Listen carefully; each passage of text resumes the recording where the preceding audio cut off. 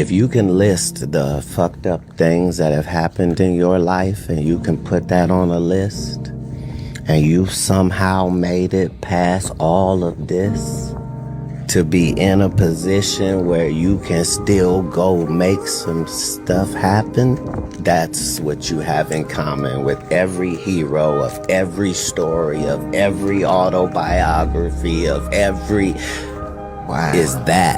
Is how much happened to you that should have broke you, that did not break you, so that you were able to then fucking ride.